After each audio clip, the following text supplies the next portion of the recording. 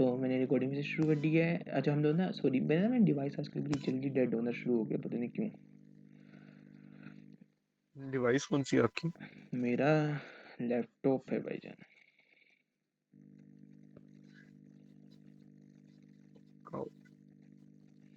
तो ये लैपटॉप बड़ा जल्दी डेड होना शुरू हो गया। अच्छा हम एंगल ऑफ एलिवेशन पे बात करते हैं। थिंक अबाउट लाइक दिस, आपका एलिवेटर जो है यूजली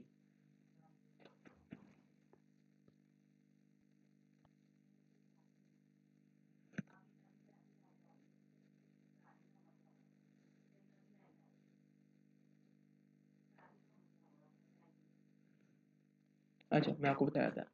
अब यूजली एक मेरे अगर आप मेरे से पूछो मेरे दिमाग में आता है डिप्रेशन किसे बोलते हैं। जब आप अपनी ज़िंदगी के थोड़ा सा डाउनफॉल रीजन में होता है ना, डिप्रेशन उसे कहते हैं। बंदा बड़ा दुखी होता है कि हाँ मेरी पोजीशन अच्छी नहीं है, लेट्स सपोज मेरी गलत बात है डिप्रेशन की, मगर चलो लेट्स सपोज बंदा बोलता है मेरी पोजीशन अच्छी नहीं आई हो, मेरा ग्रेड अच्छा नहीं आया, ये बंदे कोई बात नहीं डिप्रेशन वाली, मगर चलो फिर भी सही ना। तो अपना डिप्रेशन समझ आ कहते हो कि नीचे जाना। अब एलिवेशन किसे आप बोलते हो, थिंक अबाउट इट। आप एलिवेटर किस लिए इस्तेमाल करते हो? If you think about it, नीचे अब जाने के लिए। ग्राउंड फ्लोर पे क्या हुआ? एलिवेटर भी नीचे जाने का यूज होता है।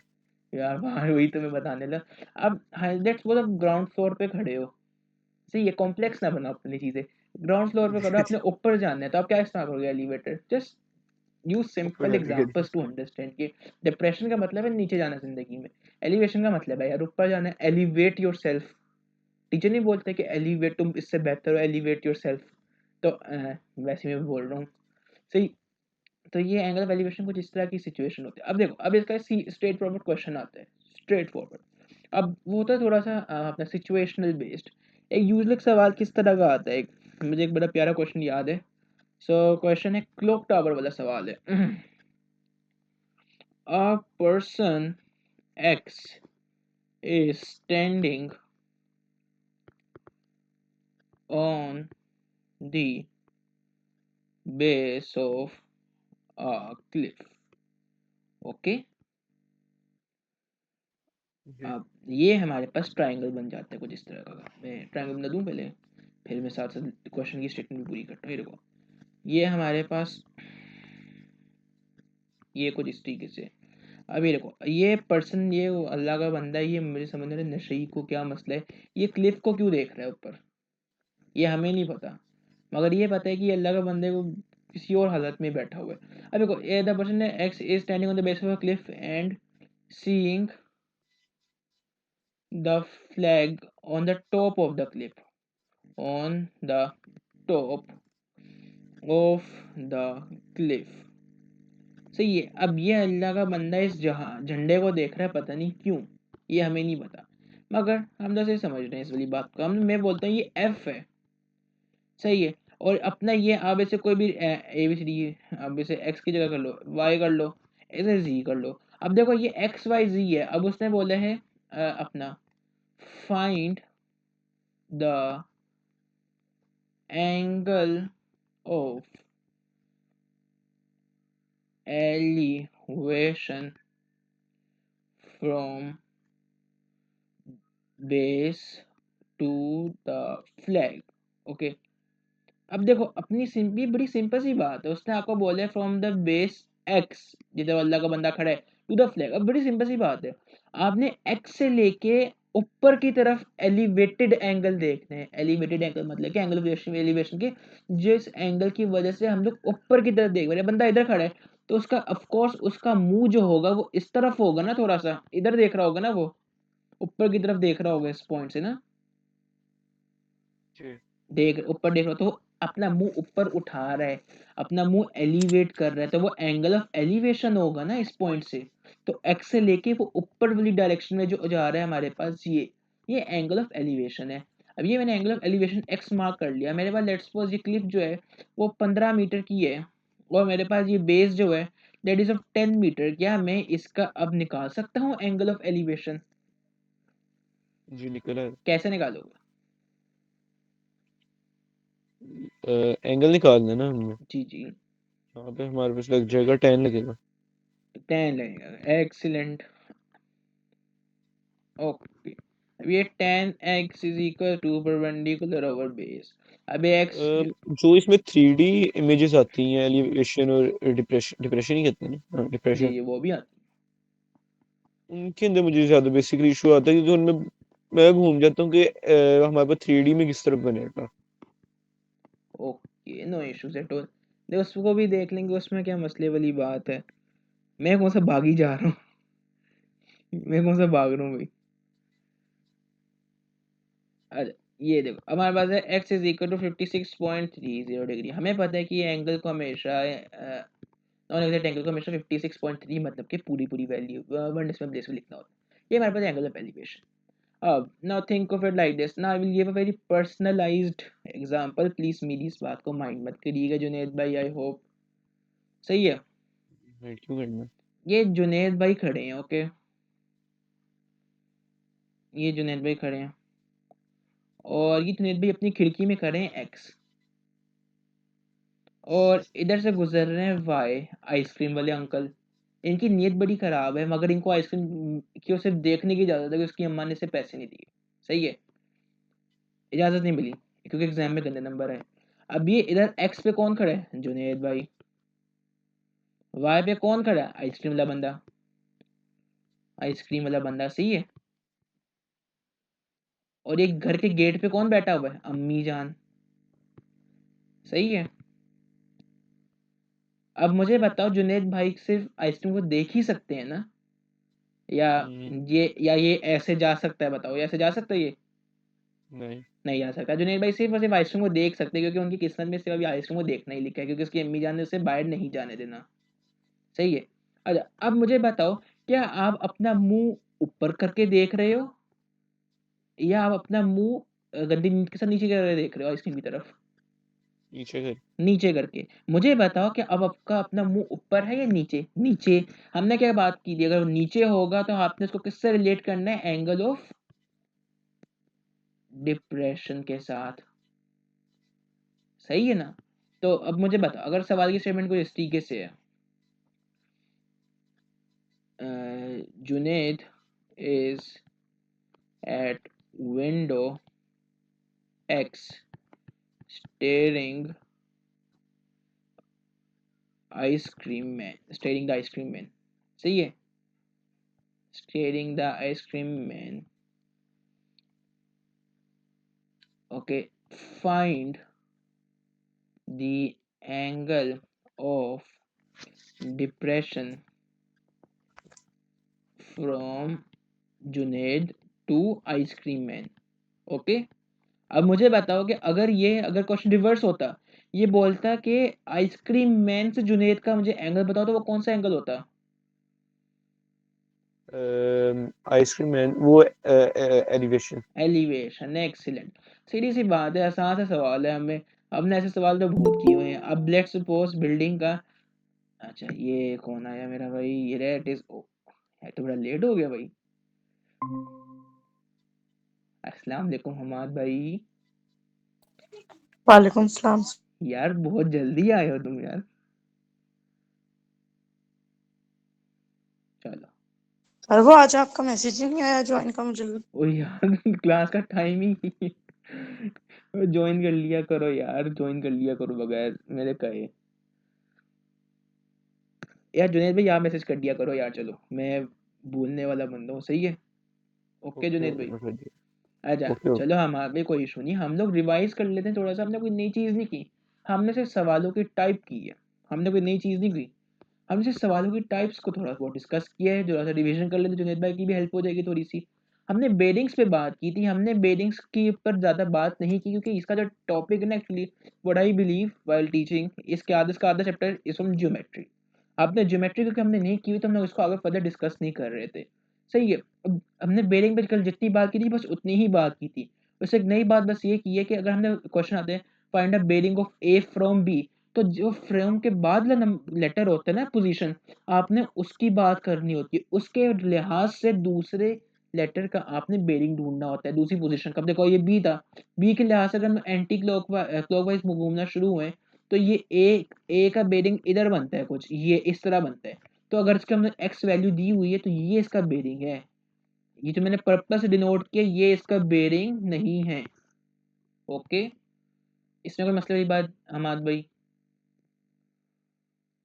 नहीं सर। अब इस पे मैंने ज़्यादा बात इसलिए भी नहीं की क्योंकि आपको भी थोड़ा सा इशू था इसमें। अच्छा अब मुझे बात बताओ, मुझे बात बताओ, इस पॉइंट ए से लेके, इस पॉइंट ए से लेके आप मुझे बताओ कि अपना ये इस लाइन तक, लाइन एक्स बी तक का शॉर्टर डिस्टेंस क्या है? ये पहली वाली लाइन, दूसरी वाली लाइन या तीसरी वाली लाइन? बताओ शॉर्टेस्ट डिस्टेंस कौन सा है, पहला, दूसरा, तीसरा? सर दूसरा। दूसरा। मुझे बताओ कि अगर ये लाइन बिल्कुल डायरेक्टली ऐसे परपेंडिकुलरली आएगी तो 90 डिग्री का एंगल नहीं बनेगा? बताओ मुझे। तो बिल्कुल इसको हाफ में कट कर देगी ना? तो मुझे बताओ, मतलब कि इसको बिल्कुल ऐसे डायरेक्टली कट कर देगी तो ये तो 90 डिग्री का एंगल नहीं बनना शुरू हो जाएगा? बताओ मुझे। जी अहमद भाई। जी। तो हमने ये बात प्रूव की कि अगर एक पॉइंट और एक लाइन का डिस्टेंस हमने निकालना है, शॉर्टेस्ट डिस्टेंस निकालना है, तो वो क्या होते हैं?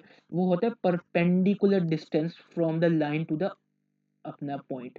लेकिन जो पॉइंट और लाइन का जो शॉर्टेस्ट डिस्टेंस होता है वो परपेंडिकुलर लाइन का डिस्टेंस होता है।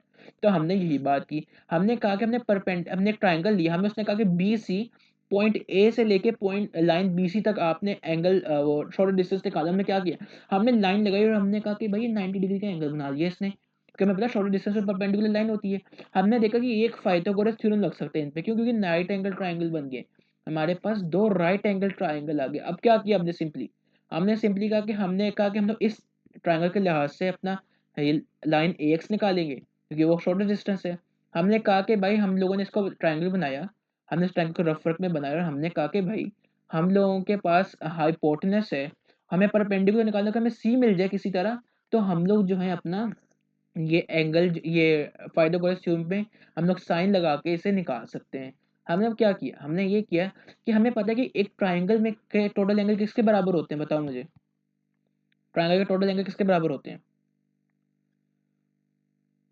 180। 180। अगर मैं 180 में से ये दोनों निकाल दूं तो क्या मेरे पास सी नहीं बच जाएगा? बचेगा। बच जाएगा। मैंने भी बस वही काम किया, मैं तो कोई कुछ काम किया ही नहीं। मैंने सी एंगल निकाला और मैंने उसको फाइथागोरस थ्योरम कह रहा हूँ, अपना साइन को tan की रेशियोज में लगा के परपेंडिकुलर डिस्टेंस निकाल दिए। फिर हम लोग angle of elevation and depression पे बात कर रहे थे।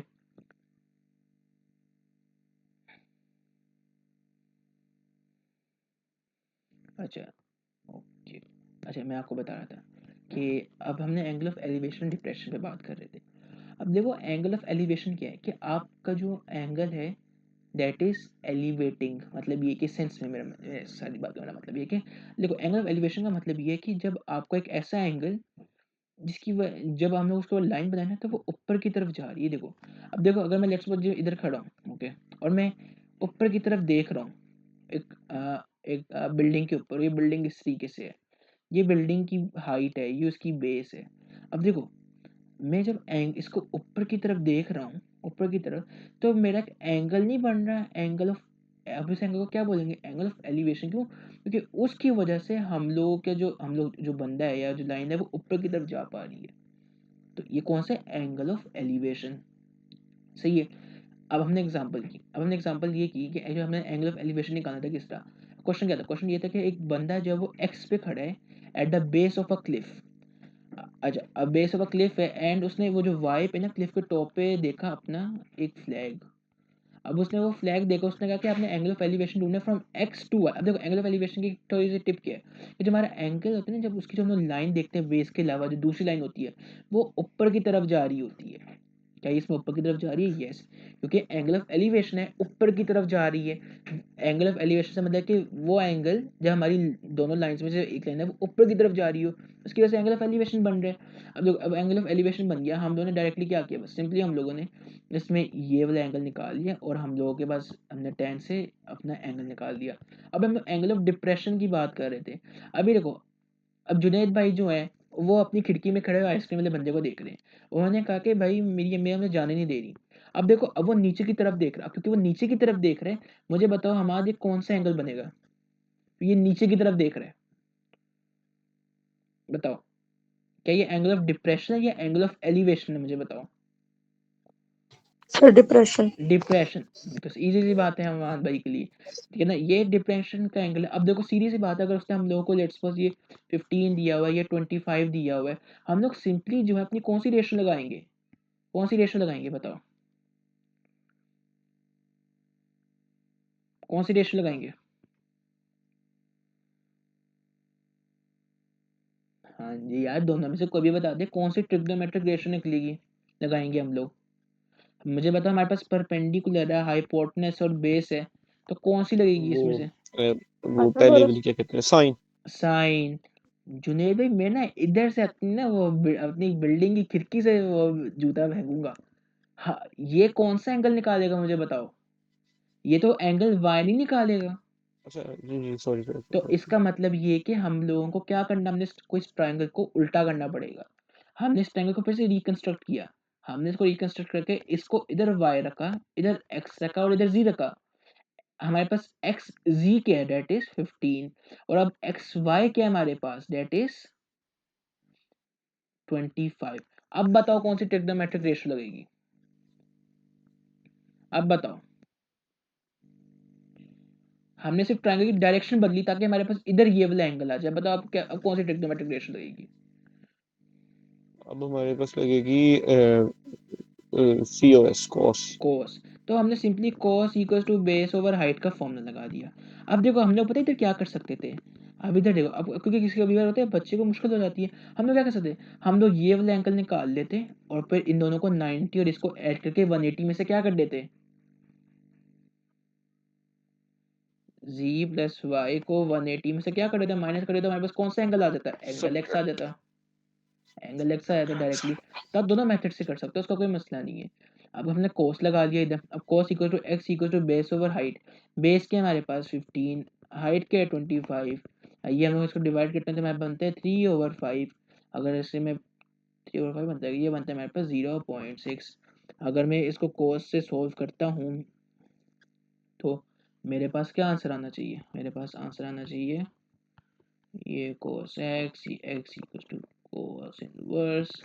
तो मेरे पास कोस इनवर्स का आंसर आना चाहिए 0.6 का 72.54 डिग्री।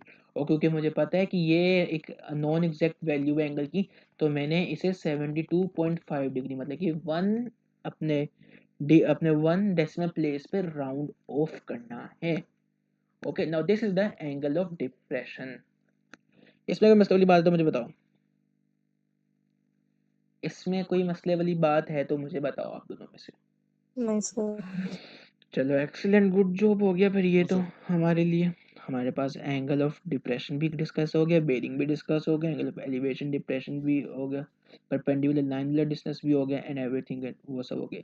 अब हमारे पास सिर्फ और सिर्फ कौन सी रखी है, 3D ट्रिग्नोमेट्री। अब ये मुश्किल है थोड़ी सी, I won't lie, this is a relatively harder topic to discuss. अब जो 3D ट्रिग्नोमेट्री है उसका कोई क्वेश्चंस को हम लोग डिस्कस करते हैं, क्योंकि इसमें कॉन्सेप्ट सेम है, सिर्फ it is the imagination that comes. 3D trigonometry, अच्छा ऐसा करते हैं 3D ट्रिग्नोमेट्री कल कर लेते हैं, कल कर लेंगे ताकि हम लोग कंफर्टेबली सी इसमें सी। कंफर्टेबली हम लोग जो है वो सवाल जो इसमें कर लें सही तरह। अभी रश कर देंगे तो ना तो कल का रहेगा ना आज का रहेगा। सही है।